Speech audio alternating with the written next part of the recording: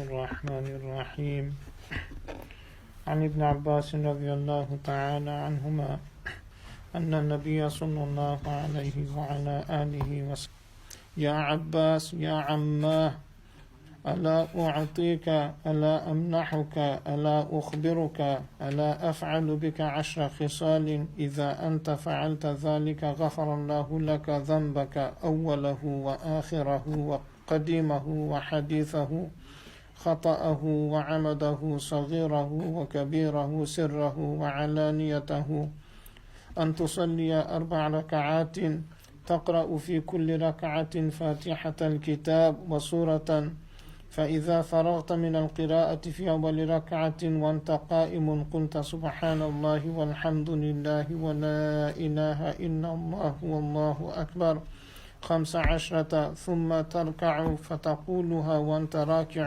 10 ثم ترفع رأسك من الركوع فتقولها 10 ثم تهوي ساجدا فتقولها وأنت ساجد 10 ثم ترفع رأسك من السجود فتقولها 10 ثم تسجد فتقولها 10 ثم ترفع رأسك فتقولها 10 فذلك 75 في كل ركعة تفعل ذلك في 4 ركعات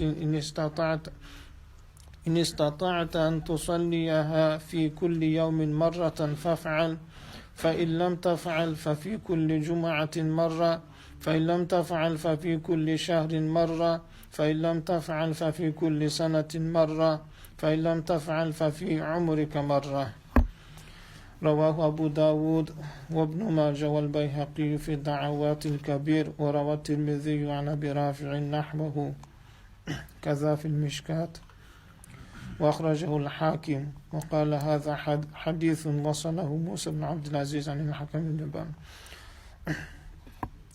ترجمہ حضور اقدس صلی اللہ علیہ وسلم نے ایک مرتبہ اپنے چچا حضرت عباس رضی اللہ عنہما سے فرمایا اے عباس اے میرے چچا کیا میں تمہیں ایک عطیہ کروں ایک بخشش کروں ایک چیز بتاؤں تمہیں 10 چیزوں کا مالک بناؤں جب تم اس کام کو کرو گے تو حق تعالی شانہ تمہارے سب گناہ پہلے اور پچھلے پرانے اور نئے غلطی سے کیے ہوئے اور جان بوجھ کر کیے ہوئے چھوٹے اور بڑے چھپ کر کیے ہوئے اور کھلم کھلا کیے ہوئے سب ہی معاف فرما دیں گے وہ کام یہ ہے کہ 4 رکعت نفل یعنی صلاۃ التسبیح کی نیت باندھ کر 4 رکعت نفل پڑھو اور ہر رکعت میں جب الحمدللہ اور سورت پڑھ چکو تو رکوع سے پہلے سبحان اللہ والحمد للہ ولا الہ الا اللہ واللہ اکبر 15 مرتبہ پڑھو پھر جب رکوع کرو تو 10 مرتبہ اس میں پڑھو پھر جب رکوع سے کھڑے ہو تو 10 مرتبہ پڑھو پھر سجدہ کرو تو 10 مرتبہ اس میں پڑھو پھر سجدہ سے اٹھ کر بیٹھو تو 10 مرتبہ پڑھو پھر جب دوسرے سجدہ میں جاؤ تو 10 مرتبہ اس میں پڑھو پھر جب دوسرے سجدہ سے اٹھو تو دوسری رکعت میں کھڑے ہونے سے پہلے بیٹھ کر 10 مرتبہ پڑھو ان سب کی میزان 75 ہوئی اسی طرح ہر رکعت میں 75 دفعہ ہوگا اگر ممکن ہو سکے تو روزانہ 1 مرتبہ اس نماز کو پڑھ لیا کرو یہ نہ ہو سکے تو ہر جمعہ کو 1 مرتبہ پڑھ لیا کرو یہ بھی نہ ہو سکے تو ہر مہینہ میں 1 مرتبہ پڑھ لیا کرو یہ بھی نہ ہو سکے تو ہر سال میں 1 مرتبہ پڑھ لیا کرو یہ بھی نہ ہو سکے تو عمر بھر میں 1 مرتبہ پڑھ ہی لو.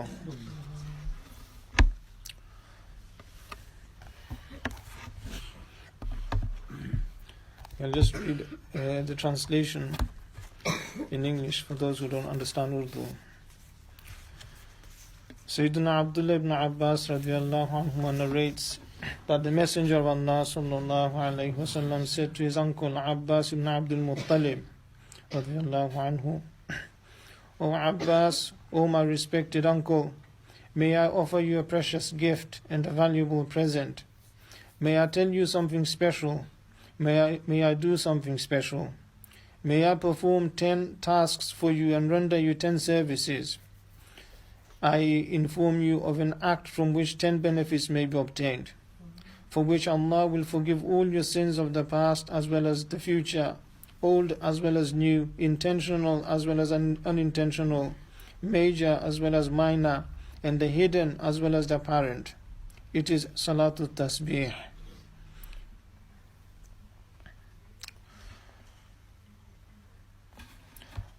So this hadith, the translation of which I've just read to you now, has been reported by Imam Abu Dawud and Ibn Majah. And also when I read to you the Arabic just before this, that has also been reported by many of the ulama of hadith. Now, this prayer, Salat al-Tasbih, consists of 4 rakat. It's a nafl prayer. It is made up of 4 rakat, and there are 2 ways in which you may perform this salat.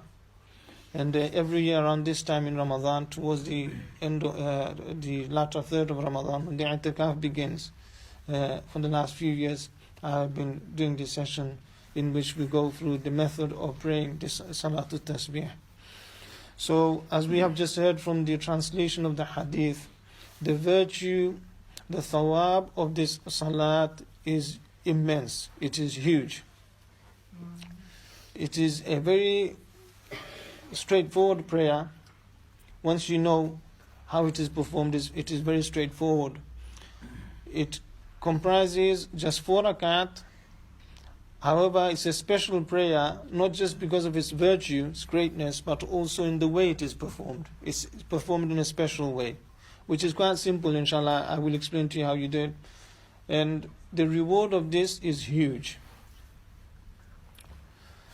In this salat, you will say the 3rd kalima, which is Subhanallah walhamdulillah wa la ilaha illallah wallahu akbar, a total of 300 times. A total of 300 times across the 4, spread over the 4 rakat that you will pray, or Salat al-Tasbih. Now the first method is, and this is probably the easiest of the 2 ways of performing Salat al-Tasbih, is that you begin your salat in the normal way. The intention should be Salat al-Tasbih. If you want to express the intention verbally, zubani, then you can say, "Oh Allah, I intend praying or performing 4 rakat of Salat al-Tasbih to please you, therefore please accept it from me. Make it easy for me and please accept it from me." If someone makes the intention of sunnah or mustahab, it will still be valid. But it is a nafl prayer because it's not farz, it's not wajib. And then you begin the salat in the normal way. You do the takbir of the tahrima, takbiratul tahrima, to enter your salat by saying Allahu Akbar.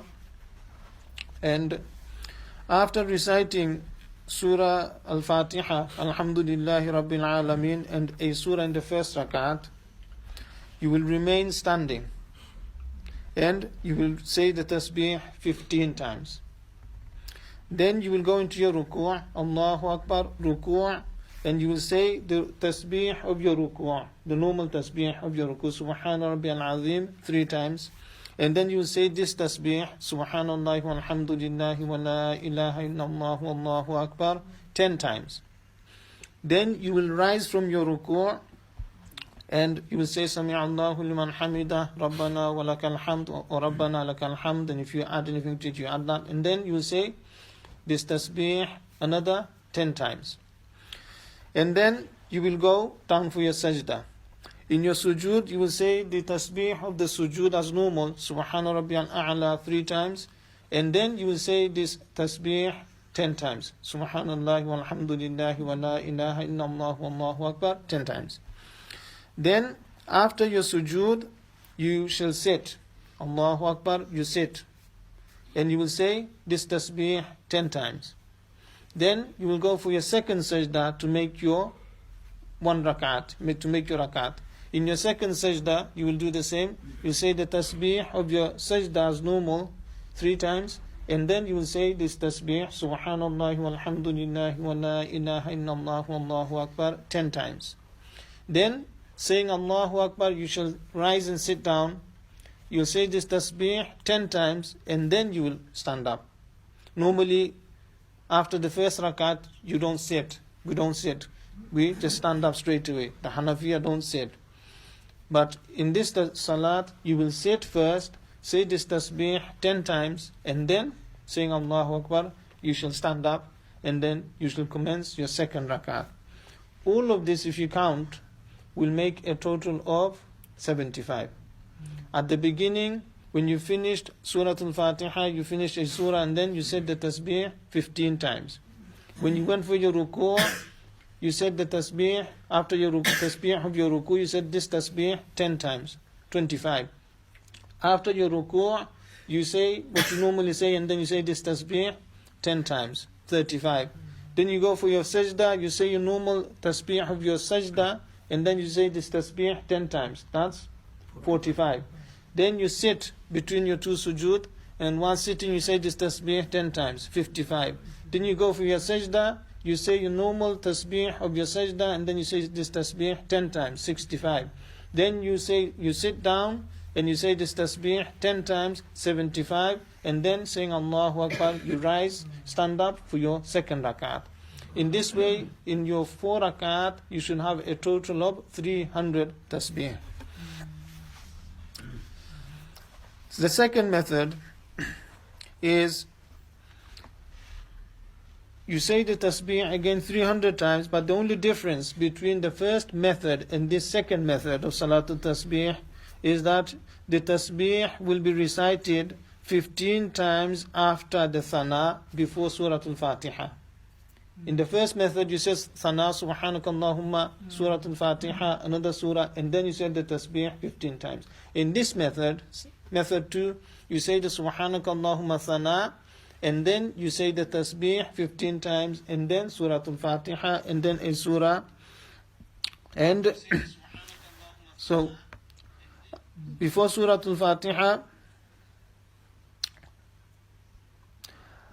and then Surah al-Fatiha, and then there's surah, and then 10 times. Alright, so I'll say that again. In the second method, you say subhanakallahumma bihamdika as normal, and then you will say the tasbih 15 times, then a'udhu billah, bismillah, Surah al-Fatiha, a surah, and then the tasbih another 10 times, and then you go for the ruku'. So once standing, you say the tasbih 25 times.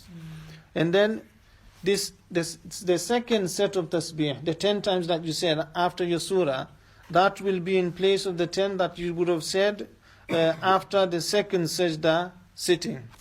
The second sujood, and then you sit and say 10 times, and then you rise. Instead of doing that, you just say those that set of 10 tasbih at the beginning, after the surah in the first rak'ah. I personally find method 1 easier, but if you prefer the second method, if you think this is easier, then you can do it in this way. Now a few things to note. According to the first method, the tasbih will be recited 10 times before the tashahhud in the second and fourth rak'ah. When you sit after the second rak'ah to say at-tahiyyat, and also in the fourth rak'ah to say the at-tahiyyat, then you will say your tasbih 10 times before at-tahiyyat. So at the beginning of your sitting, you say the tasbih, and then you begin at-tahiyyatu lillahi wa salawatu. According to the second method, the tasbih will not be recited before the tashahhud in the second and fourth rakat, because it will have already been recited in the initial standing posture, when you were still standing. And there are no specific surahs to be recited in Salat al-Tasbih. You can recite any surah, but I'll say something inshallah in a moment. And you should not be counting the tasbih verbally. So you can't be saying subhanakallahumma, subhanallah, walhamdulillah, wa la ilaha illallah, Allahu akbar, 1, subhanallah, no counting, no speaking in your salat. Because if you do this, if you speak in your salat, then that will nullify your salat. Your salat will be gone, invalidated.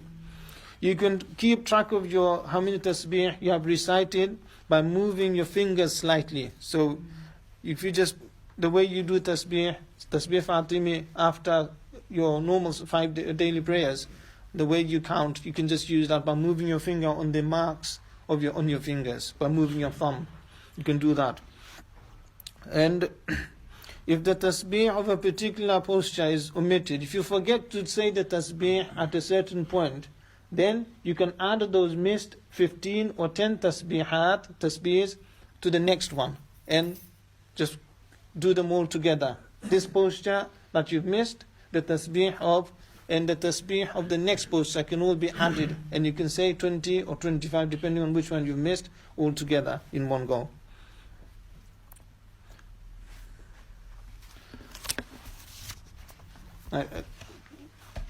The hadith regarding the virtue of Salat al-Tasbih, the translation of which I've just read to you, that hadith has been reported by many of the ulama, collectors, imams of hadith in their respective books of hadith.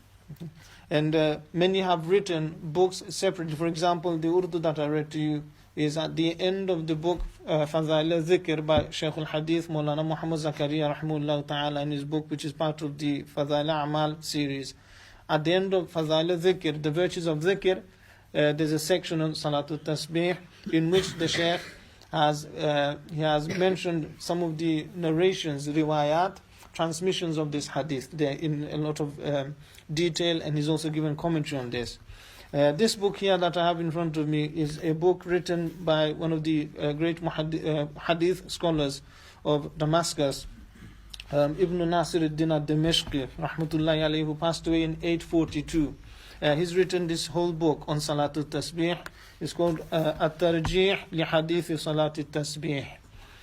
In this book, he has researched the whole issue surrounding Salat al-Tasbih, whether the narration, the hadith regarding Salat al-Tasbih is authentic or not. So this is why, hence the name, the title of his book, At-Tarjih li Hadith Salat al-Tasbih. And in this book, what he's done is he's mentioned the various transmissions, riwayat of the hadith from the various books of hadith, and then he's sort of critically analyzed, scrutinized all the transmissions. And he says there, at the end of this study or scrutiny, he says that فَهَذَا يدل على شهرة هذه الصلاة واستفاضتها بين الأئمة والرواة. He says that the narrations that are mentioned here indicate to the popularity of this special prayer, Salat al-Tasbih, and how popularly known, well known it was amongst the imams and the narrators of hadith. That it was very commonly known, this hadith. وقد ذكرها غير واحد من الأئمة في مصنفاتهم كأبي داود والترمذي وابن ماجه والطبراني والبيهقي وأبي محمد البغوي وأبي المحاسن الروياني وغير من أئمة المسلمين رحمة الله عليهم أجمعين. So he says that many of the imams have mentioned this Salat al-Tasbih, hadith of Salat al-Tasbih, in their respective works, in their books like Imam Abu Dawud, Tirmidhi, Ibn Majah, Tabarani, Bayhaqi, Abu Muhammad al-Baghawi, Abu al-Mahasin al-Rawiyani, and many others from the Imams of the Muslims, rahmatullahi alayhim. And he goes on, it's quite a lengthy discussion. And he says that some of the Arifin, the awliya, وقد استحب بعض العارفين أن يفعلها مرة ليلا ومرة نهارا. So some of the Arifin, the ones, the Gnostics, those who know Allah subhanahu wa ta'ala, the awliya in our language, have said, they have said that it is preferable, desirable, that a person prays this Salat al-Tasbih once during the night and once during the day, every day and every night, once. Now, when you do it, those of us, many of us have prayed this in previous years, especially during Ramadan. When you try to pray this prayer, it is 4 rakat in which you do everything as normal, but the additional thing is you say the tasbih a total of 300 times, and depending on which method you follow, method 1 or method 2, it will be all 300 tasbihat will be distributed spread over your 4 rakat. When you pray this, you will discover that it will take you anything between 30 to 45 minutes. For someone who is who does it at a moderate speed, it will take you about 45 minutes, I think. If someone is really fast, then it may take them about half an hour. And if someone manages to do it in about 10, 15 minutes, then I would be worried about that. Yes, yeah, 25 or 30 is saying there. For me, it takes about 40, 45 minutes. Okay, so Some of the awliya have said that one should try and pray this prayer once during the day, once during the night, every day, every night. Okay, obviously we're not of that caliber or of that level, but at least during Ramadan we could all try, especially now, today being the 22nd day of Ramadan, now coming to an end, and there is exactly 1 week left now, Ramadan, because Eid is going to be either next Tuesday or Wednesday next week, Tuesday or Wednesday. So we should all try to at least pray it once in the remaining days of Ramadan. And as we heard from the translation of the hadith, the Prophet ﷺ said to his uncle Sayyidina Abbas ibn Abdul Muttalib radiyallahu anhu to try and pray it, to try and pray it, perform this salat every day. And the last thing he said, that if it's not possible to pray it every day, then at least to pray it once in a lifetime. He said, إن استطعت أن تصليها في كل يوم مرة فافعل. Oh my uncle, if you are able to, then pray this salat once every day. فإن لم تفعل ففي كل جمعة مرة. If you cannot do that, then pray it once every Jum'ah, meaning once every week. فإن لم تفعل ففي كل شهر مرة. If you cannot do it once every week, then pray it once every month. فإن لم تفعل ففي كل سنة مرة. If you cannot do that, then you should try and perform it, pray it once every year. فإن لم تفعل ففي عمرك مرة. If you cannot pray it once every year, then you should try and pray it at least once in your lifetime. So he says that some of the awliya have preferred to pray this once in the night and once in the day, every day and every night. They've deemed this to be mustahab. قال أبو الجوزاء إن ابن عباس رضي الله تعالى عنهما كان يصليها كل يوم بين أذان الظهر وقامة الصلاة. Abu al-Jawza says that Ibn Abbas رضي الله عنهما, the cousin of the Prophet sallallahu alaihi wasallam, used to perform this salat every day between the adhan of Zuhr and the iqamah of Zuhr salat. So between that time, the adhan and the iqamah, he used to pray Salat al-Tasbih once every single day. I don't know what the duration was between the adhan and the iqamah. It may have been longer than what we have nowadays, generally 15 minutes in the masajid. وكذلك كان أبو الجوزاء يصليها كما قدمناه من روايته. And Abu al-Jawza, the narrator of this, he says, the author Ibn Nasiruddin al-Dimashqi rahmatullahi alayhi, the author of the book, says that Abu al-Jawza also used to practice this every day. He used to do it in this way. As for what should be recited, he says in his book, he says from Shaykh Abdul Qadir Jilani rahmatullahi alayhi, he said, وَقَدْ ذكر الإمام أبو محمد عبد القادر بن أبي صالح الجيلي رحمة الله عليه أن مصلي صلاة التسبيح يقرأ بعد الفاتحة في الركعة الأولى سبح اسم ربك الأعلى، وفي الثانية إذا زلزلت، وفي الثالثة قل يا أيها الكافرون، وفي الرابعة قل هو الله أحد. So he says that Sheikh Imam Abu Muhammad Abdul Qadir ibn Abi Salih al-Jili, meaning Sheikh Abdul Qadir Jilani rahmatullahi alayhi, has mentioned that the person who performs praise Salat al-Tasbih should recite after Surah al-Fatiha in the first rakat Sabbih isma rabbikal a'la, in the second rakat Idha zunzilat, in the third rakat Qul ya ayyuhal kafirun, and then in the fourth rakat Qul huwa Allahu ahad. So if you can do it in this way, that's the recommended surahs by Sheikh Abdul Qadir Jilani rahimahullah ta'ala. وذكر بعض المتأخرين أنه يقرأ في الأولى سورة الواقعة. And some of the ulama, the later ulama, have mentioned that in the first rakat you recite Surah al-Waqi'ah, in the second rakat تبارك الذي بيده الملك, Surah al-Mulk, in the third rakat إذا زلزلت, and in the fourth rakat قل هو الله أحد.